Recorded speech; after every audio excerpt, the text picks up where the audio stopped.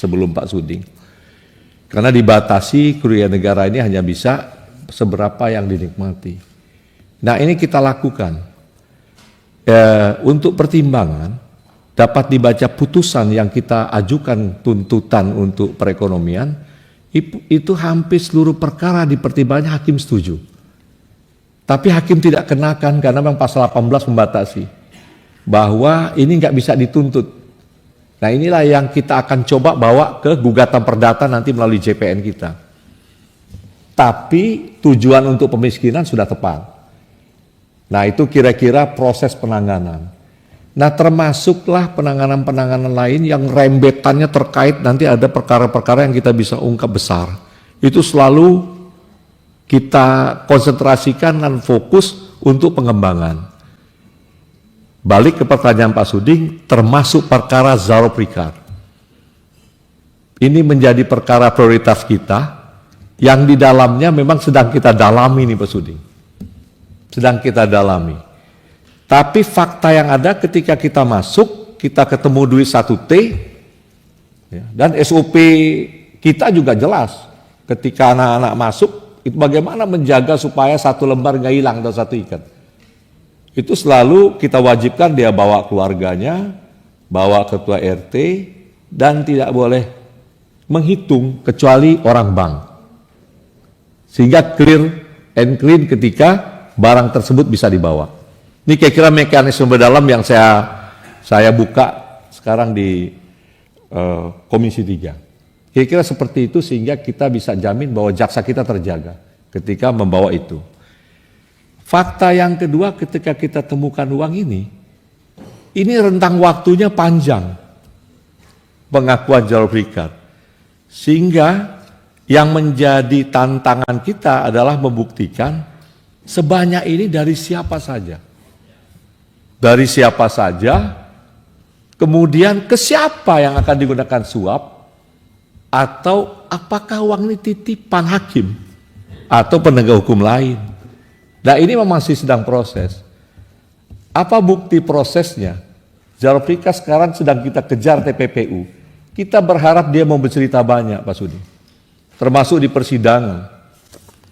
Ada pertanyaan publik kenapa tidak dicantumkan? Kita nggak berani juga mencantumkan apabila jaksa tidak bisa membuktikan penuh tentang Gulaku umpamanya atau tentang siapa. Gitu.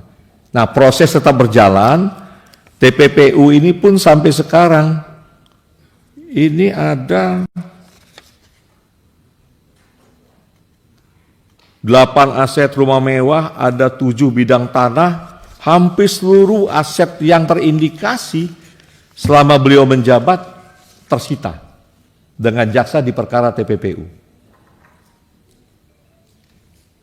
Ini salah satu pintu yang kita harapkan Zaro Prikar pikirannya menjadi terang Mas Sudi. Dia bisa ingat lagi. Nah kira-kira itu yang kita sedang lakukan.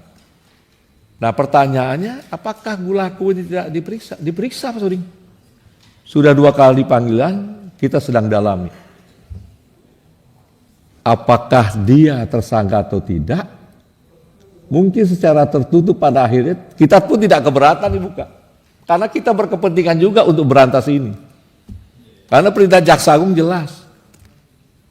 Kalau bebas, gini Pak Jampitsus, kalau memang ada perkara yang dianggap penting sekali dalam hal proses penyidikan mau dibuka terang-terangan, kita tertutup.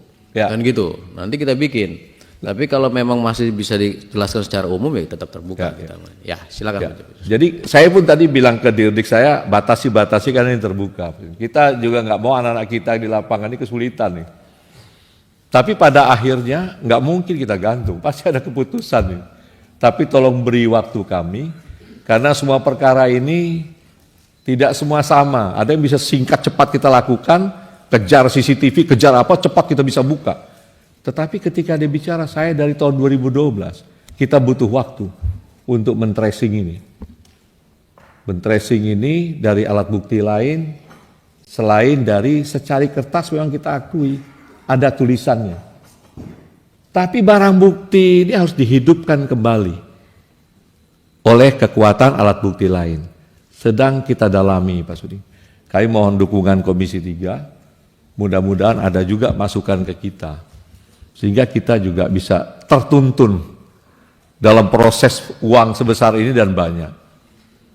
Yang jelas perintah kepada kami sudah jelas, bersihkan semuanya.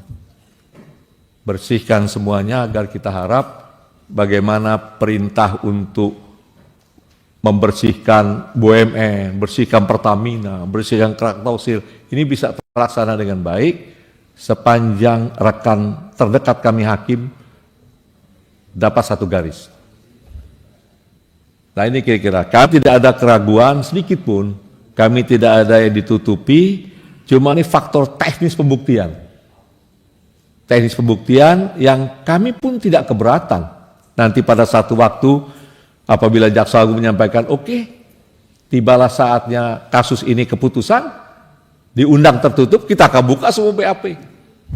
Kita akan buka upaya kita. Tapi sekali lagi, kami butuh dukungan Komisi 3 untuk dapat menjelaskan ke publik bahwa ini sedang kita dalami. Kami berharap betul dari TPPU yang upaya kami memiskinkan koruptor, ya, termasuk Jaro Prikat ini, membuat ada 1-2 dari keluarga mereka, mudah-mudahan bisa kita tarik keterangannya, bisa kita membuat terang. Kami jamin yang menjadi keinginan Komisi 3, menjadi keinginan kami juga, untuk bagaimana membersihkan dan menuntaskan. Yang kami juga kaget Pak Suding, anak buah kami mau pingsan menemukan uang sebanyak itu tergeletak di lantai satu tim. Jadi percayalah Pak Suding bahwa kita berupaya keras untuk melakukan pembuktian tersebut dan kami senang. Sekali lagi saya garis bawahi, saya senang betul kalau mau dikontrol Komisi 3 secara terbuka. Maksudnya dapat dialog terbuka, apa yang kita dalami, apa yang kita dapat. Karena terus terang kami butuh dukungan Komisi 3. Kami sangat butuh dukungan Komisi 3. Tapi kalau sekarang selain ini bisa dilakukan tertutup, kami belum sampai nih Mas Sudi. Masih untuk keputusan terutama dari Lampung, Gulaku. Belum pada saatnya kita bisa, karena ada beberapa anak-anak yang sedang melakukan pendalaman di lapangan terhadap beberapa pihak yang kita curigai. Kira-kira itu, kemudian atau tunggu mungkin dari rekan-rekan Pak Pimpin. Baik, ada tambahan Pak Suding? Silakan Pak Suding. Iya, Pak Febri, Ya. yakinlah Komisi 3 itu memberikan dukungan penuh Pak, Ya. atas langkah-langkah yang dilakukan oleh Kejaksaan. Cuman memang kita agak prihatin ya, dalam konteks penegakan hukum kita saat ini, katakanlah seperti itu dengan kasus Jaro Prikat ini. Itu sekali lagi membuktikan bahwa keadilan itu sangat dipengaruhi oleh kekuasaan dan uang, kan begitu. Ya. Nah ini yang semangat dalam hal membersihkan ini, saya setuju Pak. Ya. Kejaksaan harus membersihkan ini, membongkar ini. Siap. Ya kan begitu. Karena masyarakat selalu menganggap bahwa keadilan berdasarkan ketuhanan, tapi kan keadilan berdasarkan uang, kan begitu. Nah ini harus dibongkar ini Pak. Nah sekali lagi Pak Febri, bahwa langkah yang dilakukan oleh Kejaksaan, kami dari Komisi 3, saya dari fraksi PAN memberikan dukungan penuh untuk itu, ya, langkah-langkah yang telah dilakukan. Nah, pertanyaan terakhir, Pak Febri, tentunya Bapak kan dalam hal menangani kasus-kasus seperti ini kan akan ada feedback, ya, dari orang-orang yang tidak merasa nyaman, katakanlah seperti itu. Nah, apakah selama ini Pak Febri dan kawan-kawan itu ada ancaman sehingga harus dijaga oleh TNI yang Bapak satu peleton, satu apa dan sebagainya, yang menurut saya sebenarnya kalau kalau saling menghargai institusi, seharusnya ini kan kewenangan di institusi kepolisian, tidak harus TNI, kan begitu. Tapi kan saat ini kan dijaga oleh pihak TNI, institusi kejaksaan.